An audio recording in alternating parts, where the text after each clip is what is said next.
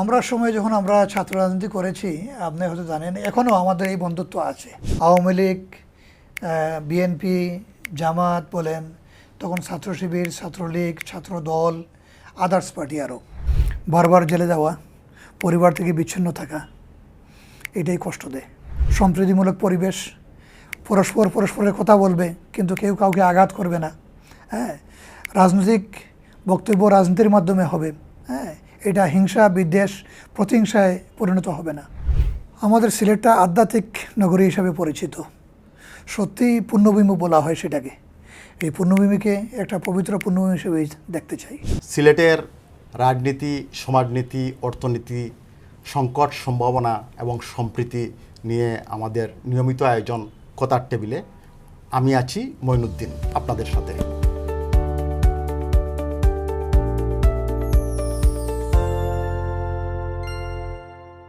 আজকে আমরা সিলেটের বিভিন্ন সংকট, সমস্যা, রাজনীতি, সম্প্রীতি এসব নিয়ে কথা বলার জন্য স্টুডিওতে আমন্ত্রণ জানিয়েছি সিলেট মহানগর জামায়াতের আমির, বিশিষ্ট রাজনীতিবিদ, যিনি ছাত্র জমানা থেকেই রাজনীতি করে আসছেন, জনাব ফখরুল ইসলাম। তাকে স্টুডিওতে স্বাগত জানাচ্ছি। আপনাকে ধন্যবাদ জানাচ্ছি এবং বিশেষ করে কথার টেবিলে আজকের এই আয়োজন, আমাকে আমন্ত্রণ জানানোর জন্য। আমরা গত কয়েকদিন আগে 12 ফেব্রুয়ারির যে নির্বাচনটা গেল, ত্রয়োদশ জাতীয় নির্বাচন, সেই নির্বাচনটা আসলে কেমন ছিল? এর আগে কিন্তু 24-এর গণ অভ্যুত্থান। তো এই পরবর্তী ইন্টারিম গভর্নমেন্টের সময় আপনাদের ভূমিকা এবং নির্বাচনটা কেমন ছিল আপনার দৃষ্টিতে? আসলে বাংলাদেশের মানুষ ভোটের অধিকার থেকে বঞ্চিত ছিল একটা লং টাইম, দীর্ঘ সময়। এবং এই 24-এর গণ অভ্যুত্থানে ছাত্র জনতার আন্দোলনের মধ্য দিয়ে যখন ফ্যাসিবাদের পতন হলো, এরপর থেকে মানুষের মধ্যে একটা আশার আলো জাগ্রত হয়েছিল যে আমরা সত্যিকার অর্থে নির্বিঘ্নে আমাদের ভোটাধিকার আমরা প্রয়োগ করতে পারব। এবং এই প্রত্যাশা নিয়ে মানুষ ভোটে অংশগ্রহণ করেছে। গণ অভ্যুত্থানের পরে যে নির্বাচনটা আসলো, সেই নির্বাচনে সবারই একটা আশা আকাঙ্ক্ষা ছিল যে এটা অবাধ এবং নিরপেক্ষ হবে, শান্তিপূর্ণ হবে। হ্যাঁ, শান্তিপূর্ণ হয়েছে। এখানে সংঘাত যেভাবে নির্বাচনগুলোতে হয়ে থাকে এইভাবে হয় নাই। কিন্তু এর মধ্যে যে বিভিন্ন কলা কৌশলে সেখানে ভোটের যে একটা সত্যিকারের যে প্রতিফলনটা, সেটা প্রতিফলনটা আসে নাই। এবং সেখানে বিভিন্ন স্টেক হোল্ডার যারা ছিলেন, তখন ইন্টেরিয়র গভর্নমেন্টেরও উপদেষ্টাদের একটা অংশ আমাদের ধারণা সেই ধরনের সেই ইঞ্জিনিয়ারিং বলেন অথবা কলা কৌশলে বিশেষ কাউকে নিয়ে আসার জন্য তাদের এই প্ল্যানটা বাস্তবায়ন করেছেন। সেটাই আমরা দেখেছি এবং সেটাই প্রতিফলিত হয়েছে এবং বিশেষ করে একজন উপদেষ্টার বক্তব্যে সেটা প্রমাণ পাওয়া গিয়েছে। আমি একটু আপনাকে ইন্টারাপ্ট করব যে নির্বাচনের আগে কি আপনারা এসব বিষয়ে জানতেন না বা কোনো ধারণা ছিল না আপনাদের? দেখেন, নির্বাচনটা আসলে বহুদিন পরে এই ধরনের একটা পরিবেশ তৈরি হয়েছে। মানুষ একটা উৎসাহ উদ্দীপনার মধ্য দিয়ে, আপনি দেখেছেন যে ঢাকা থেকে, রাজধানী থেকে মানুষ যেভাবে ঈদের আনন্দ নিয়ে বাড়িতে যায়, লঞ্চে, তারপরে বাসে, ট্রেনে, একদম উপর ছাদ ভরে, ঠিক এভাবে কিন্তু ভোটের আগে কিন্তু রাজধানী ছেড়ে মানুষ গ্রামের উদ্দেশ্যে ভোটের জন্য যাচ্ছে। এবং যাওয়ার সময় তাদের যে উচ্ছ্বাস, তাদের যে স্লোগান, তাদের যে অবস্থাটা তখন যেটা পরিলক্ষিত হয়েছিল, এতে কিন্তু বোঝা গিয়েছিল যে কিভাবে এখানে কারা কিভাবে এখানে আসতেছেন, মানুষ কি চায়, এটা কিন্তু আসছে। আমাদের এই নগরীতেও একজন রিক্সাওয়ালা, একজন সিএনজি ড্রাইভার, একজন সাধারণ মানুষ, কেউ যখন জিজ্ঞেস করেছে আপনি ভোট কিসে দিবেন, হ্যাঁ, তখনই তারা বুঝতে পেরেছে যে সত্যিকার অর্থে যে এই গণ অভ্যুত্থানের ফসলটাকে ঘরে নিয়ে আসতে হয়, তাহলে জামাত নেতৃত্বাধীন যে জোটটা রয়েছে তাকে ভোট দিলেই এটা সত্যিকার অর্থে আসবে। এইটাই কিন্তু সাধারণ মানুষের মধ্যে ছিল, কিন্তু শেষ পর্যন্ত তার প্রতিফলন হয় নাই। নির্বাচনটা তাহলে আপনাদের দৃষ্টিতে অবাধ, সঠিকভাবে হয় নাই, সেটাই প্রতিফলিত হয়েছে। এবং এটা রাজসাক্ষী তো সরকারের অংশ যারা ছিল তারাই এটা বলে দিয়েছে। বিএনপি সরকার এখন ক্ষমতায় আছে, তো তারা আসলে এই যে সময়টা নির্বাচনের পরবর্তী যে সময়, এই সময়টা আসলে কতটুকু সফলভাবে পার করেছেন, সেটা আপনার একজন রাজনীতিবিদ হিসেবে আপনার মূল্যায়নটা কি? আসলে এটা দেখেন, প্রত্যেক সরকারই যখন ক্ষমতায় যায় 100 দিনের একটা বিশেষ প্ল্যান থাকে, প্রথম 100 দিনের, এবং এইটাই জনগণও মূল্যায়ন করে। সরকারের কর্তা ব্যক্তি যারা থাকেন, স্টেক হোল্ডার, তারাও এটাকে মূল্যায়নে নেন। সেই জায়গা থেকে 100 দিনের এই সময়ে দেশবাসী কি পেয়েছে, এটা আমার মনে হয় গণমাধ্যম কর্মী হিসাবে আপনারা রয়েছেন, আপনারাই ভালো বলতে পারবেন। তবে আমরা এইটা পেয়েছি যে এই 100 দিনের মধ্যে, যদিও ওনারা বলছেন যে এইটা সময়টা খুব কম, আমরা পাচ্ছি না, বিধ্বস্ত অবস্থায় পেয়েছি, এটাকে সাজাই নিয়ে আসতে, উঠাইয়ে নিয়ে আসতে সময় লাগতেছে। হ্যাঁ, এটা সত্যি, এটা সত্যি। এরকম একটা বিধ্বস্ত অবস্থা থেকে উঠে নিয়ে আসতে হলে এই সময়টা এটা যথেষ্ট নয়, এটা আরও সময়ের প্রয়োজন। এটা সত্যি এবং এটা বাস্তবতা।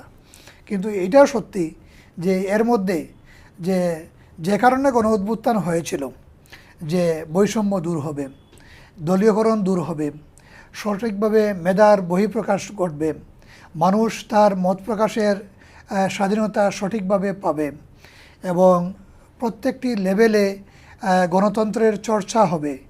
এই বিষয়গুলো কিন্তু আমরা এখানে দেখলাম যে এখানে দলীয় দৃষ্টিভঙ্গিতে দলীয় নেতাকর্মীদেরকে পুনর্বাসন করা, দলীয় নেতাকর্মীদেরকে সেখানে বিভিন্ন জায়গায় বসিয়ে যে মানুষের একটা প্রত্যাশার জায়গা চলে যাবে।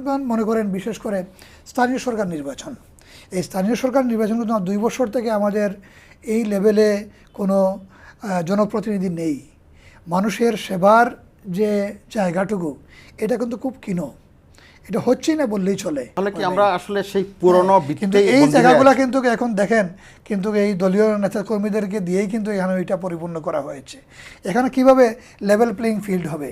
আমি যদি আমার সিটি কর্পোরেশনের কথা বলি, এখানকার সিটি কর্পোরেশন ধরেন, এখন যিনি আছেন প্রশাসক, হয়তো বিএনপি কাকে দেবে জানি না, যদি উনাকে দেয় অথবা ওনার দলের কাউকে দেয়, তাহলে উনি সরকারি ফান্ড ব্যবহার করে এখন বিভিন্ন জায়গায় যাচ্ছেন, তিনি উন্নয়ন কার্যক্রমে অংশগ্রহণ করছেন, এবং তিনি তার পদ পদবি সরকারি সকল সুযোগ সুবিধা নিয়ে তিনি এই কাজগুলো করছেন।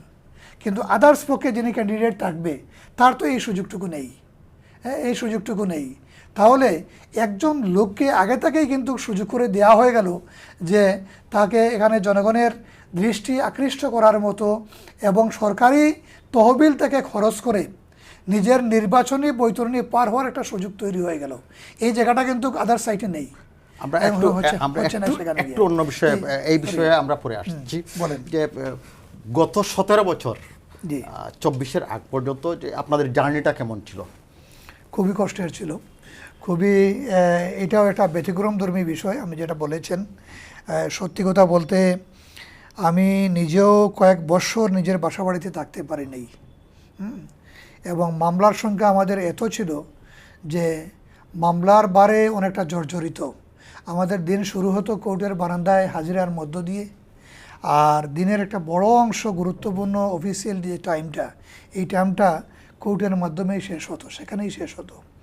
প্রতিদিন আমাদের দলের নেতাকর্মী কয়েকশো এবং বিভিন্ন কোর্টে এই হাজিরার মধ্যেই থাকতো।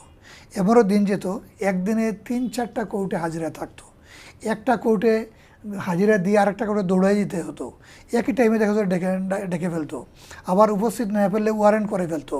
এটা একটা বিব্রতকর অবস্থা ছিল। আর তার সাথে যেটা ছিল, যেটা বলছিলাম, যে বাসা বাড়িতে থাকার সুযোগ হয় নাই, প্রকাশ্যে চলাফেরার আমরা এই সুযোগটুকু পাই নাই। এটা আমাদেরকে বিভিন্নভাবে হয়রানির মধ্যে রেখে, দৌড়ের মধ্যে রেখে, মিথ্যা মামলা দিয়ে এগুলা বিভিন্নভাবে তটস্থ করে রাখা হতো। এর মধ্যেও আমরা আমাদের সাধ্য মোতাবেক আমরা মানুষের কাছে থাকার চেষ্টা করেছি। জনসেবা এবং মানব সেবাকে আমরা আমাদের মূল টার্গেট হিসেবে কাজে আমরা নিয়েছি এবং কাজগুলো করেছি। গত 24 জুলাইয়ের আন্দোলনের সময়েও আমাদের শহীদ সাংবাদিক আবু তুরাব জুলাইয়ের 19 তারিখ সে গুলিবিদ্ধ হলো এবং রাতেই সে শাহাদাত বরণ করলো, ইন্তেকাল করলো। 20 তারিখ তার জানাজা ছিল, জানাজায় আমরা অংশগ্রহণ করেছি। 20 তারিখ রাতে তার এই মামলাটা আমাদের পূর্ব অভিজ্ঞতা অনুযায়ী, আপনি যেটা এটা মনে বললেন যে লোক মারা যায় আমাদের আর আসামিও হই আমরা, এটাই পূর্ব অভিজ্ঞতা ছিল। এটার একটা আশঙ্কার জায়গা ছিল যে তুরাব এখানে মারা গিয়েছে, এটা নিয়েও আমাদেরকে এখানে জড়াই ফেলবে, এখানে বিএনপি জামাতের বিভিন্ন ব্যক্তিবর্গকে মামলাতে আসামি করে ফেলবে। তখন একটা আইনগতভাবে যেহেতু তার পরিবারের সাথে এবং তার সাথেও ব্যক্তিগতভাবে একটা সম্পর্কর গভীরতা ছিল, পরিবারকে বলে তাদেরকে দিয়ে একটা মামলা করানো যায় কিনা, সঠিক প্রকৃত যারা খুনি তাদের নামগুলা দিয়ে। তো এইটা নিয়েই মূলত একজন আইনজীবী নিয়ে আমরা বসছিলাম, কিন্তু এখানেই পুলিশ অ্যারেস্ট করে আমাকে নিয়ে গেল। বহু দিন এইভাবে গেছে, বহুবার এইভাবে গেছে। একসাথে আমরা বিরোধী পক্ষে যারা ছিলাম, বিএনপি জামাত আরও অন্যান্য দলের, একসাথে কারাগারে, একসাথে জেলের ওই কোর্টের আসা যাওয়া। বিশেষ করে এই 24-এর শেষ দিকেও আমার সাথে রেজাউল হাসান কয়েস লুদি আমার বন্ধু, আমরা একসাথে এই কলেজেও ছাত্র রাজনীতি করেছি। তাকে আমার 2 দিন আগে সম্ভবত অ্যারেস্ট করে এবং 2 দিন পরে আমাকে অ্যারেস্ট করা হয়, আমাদের আরও 3 জন দায়িত্বশীল সহ। আমরা একই ওয়ার্ডে ছিলাম, একসাথেই থেকেছি, একসাথে খাওয়া দাওয়া করেছি। ওখানে বসে সেখানে 1 কাপ চাও আমরা ভাগাভাগি করে খাইতাম, এমন অবস্থা ছিল। বের হয়েছে ওই একই সাথে, 5 আগস্ট রাত্রেই আমাদেরকে ছেড়ে দিয়েছে। সিলেট নিয়ে একটু প্রশ্ন আছে আমাদের, যে সিলেটে আমরা দেখছি দীর্ঘদিন থেকে উন্নয়ন বঞ্চনার একটা গল্প আমাদের জানা আছে, পাশাপাশি সংকটও আছে অনেকগুলা। তো এইসব ব্যাপারে জামায়াতের পক্ষ থেকে আপনারা কি পদক্ষেপ বা কি চিন্তা ভাবনা করছেন? আসলে সত্যি কথা বলতে আমার নিজের ব্যক্তিগতভাবে উত্তরবঙ্গ, দক্ষিণবঙ্গ ওই সমস্ত জায়গায় যাওয়ার সুযোগ হয়েছে। আমি যখন ছাত্র রাজনীতির সাথে ছিলাম তখন ঢাকা মহানগরী উত্তরের সভাপতি ছিলাম 1 বছর, আর কেন্দ্রীয় অফিস দপ্তর সম্পাদক ছিলাম ছাত্র শিবিরের 1 বছর। এই সময় বিভিন্ন জায়গায় যাওয়ার সুযোগ হয়েছে। ওদিকের রাস্তাঘাট উন্নয়ন দেখলে আর আমাদের এই অবস্থা দেখলে আসলে মনের মধ্যে কষ্ট বাঁধে, সত্যি কথা। আপনি দেখুন, আমাদের রেলের আপনি টিকিট পাবেন না, আপনি 1 সপ্তাহ আগেও টিকিট পাওয়া যায় না, এত ডিমান্ড। হ্যাঁ, কিন্তু আমাদের রেল লাইনটা সিঙ্গেল। এই রেলের যে সময়টা যায়, এখনও 8 ঘন্টার আগে গিয়ে ঢাকায় পৌঁছা যায় না, সম্ভব হয় না। কারণ এই যে ক্রসিংয়ের কারণে একটা যথেষ্ট সময় নষ্ট হয়, ঝুঁকিপূর্ণ সড়ক এবং এই লাইনটাও তো ওই পুরনো ওইটা ডাবল গেজ লাইন নয়, যেটা অন্যান্য লাইনের ক্ষেত্রে যেটা আছে দেশের অন্যান্য জায়গায় যেটা রয়েছে গিয়া। আমাদেরটা কিন্তু এইটা পুরনোটা, এই ব্রিটিশটা এখনও ব্রিটিশের ওইটাই আছে।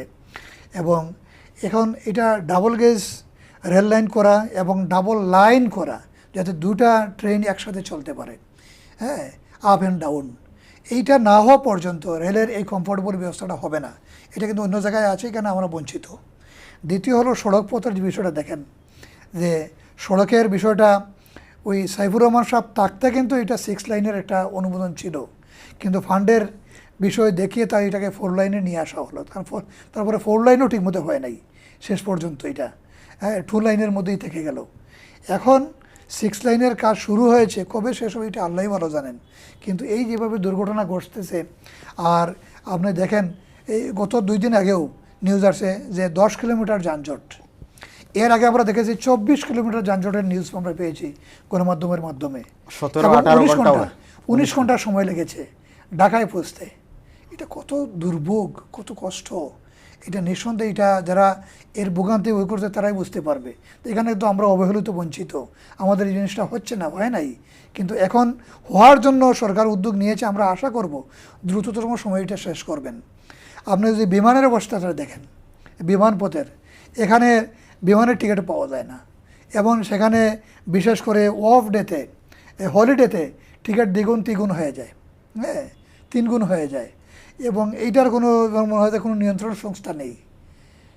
আপনি দেখেন অন্য রুটে বিমানের প্রাইভেট সেক্টরে বন্ধ হয়ে গেছে লাইন, এখানে যাত্রী পাওয়া যায় না। আর সিলেটে সেখানে টিকিট পাওয়া যায় না।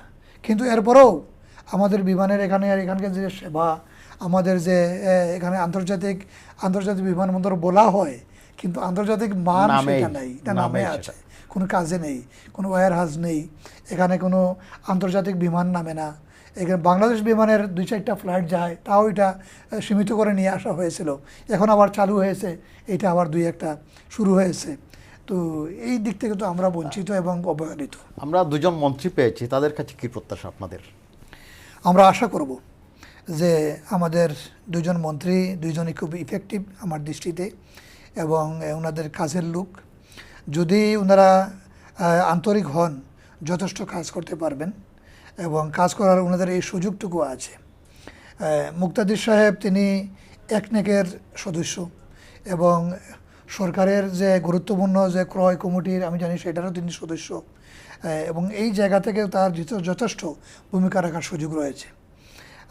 তারপরে প্রবাসী কল্যাণ মন্ত্রী আমাদের আরিফ ভাই, তিনি মেয়র ছিলেন 2 টার্ম, যার কারণে আমার দৃষ্টিতে উনি কাজের লোক। হ্যাঁ, উনি কামলাও আমাদের সিলেটি ভাষা যেটা বলে, হ্যাঁ কাজের লোক। উনিও কাজ করতে পারবে যদি কাজের পরিবেশ পায়। এখন যদি নিজেদের মধ্যে ঠেলাঠেলি ধাক্কাধাক্কি শুরু হয়ে যায়, যেটা আমরা আওয়ামী আমলে দেখেছি, এবং এই কারণে আমরা সিলেট থেকে উন্নয়ন থেকে বঞ্চিত হয়েছি।